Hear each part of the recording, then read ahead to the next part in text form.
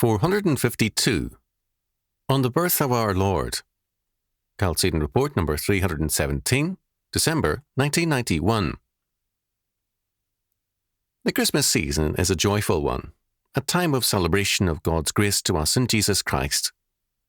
It is also a time when some people write to me annually to damn all Christmas observances as pagan, to send me tracts on the subject, and to tell me to read Alexander Hislop's The Two Babylons.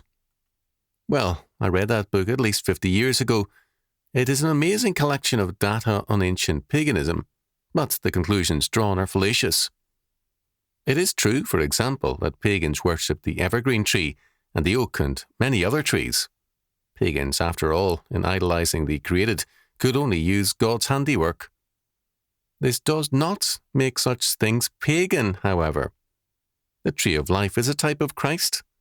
Very early, the Church celebrated Christ as the tree of life at his nativity. Off and on over the centuries, it has been much used by Christians. At times, the Last Judgment has received more stress than his birth. At other times, other emphases have predominated. The Puritans, for a time, abandoned the observance of Christmas because of the prevalence of drunkenness, but people continued to get drunk on any and every occasion. Do we know that our Lord was born on December the 25th? Well, Alfred Edersheim, in The Life and Times of Jesus the Messiah, gives evidence that favours this date.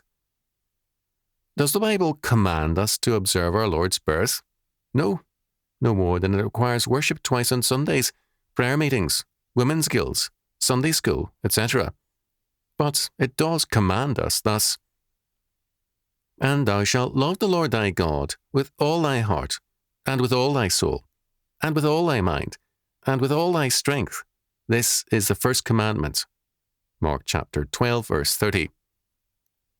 Rejoicing in our Lord's coming and birth is one way of showing our love. I was taught as a child that the evergreen Christmas tree was a type of Christ.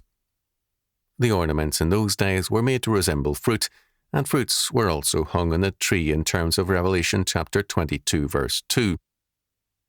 As a father, I read to my children, gathered around the Christmas tree, Luke chapter 2, verses 1 to 20, and we sang Christmas carols.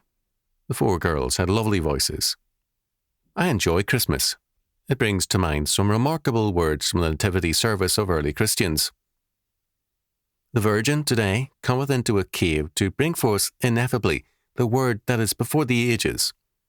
Dance, thou universe, on hearing the tidings, glorify with the angels and the shepherds, in that will to beheld a little child, the God before the ages. My heart sings at the thought of Christmas and Easter, incarnation and resurrection. I feel sorry for those who view so joyful a time sourly, and I earnestly pray that the joy of the Lord may indeed become their strength. Nehemiah chapter 8, verse 10. The birth, life, death, and resurrection of our Lord are witnesses to God's amazing grace. Paul's command to us is clear. Rejoice in the Lord always, and again I say rejoice. Philippians chapter 4, verse 4.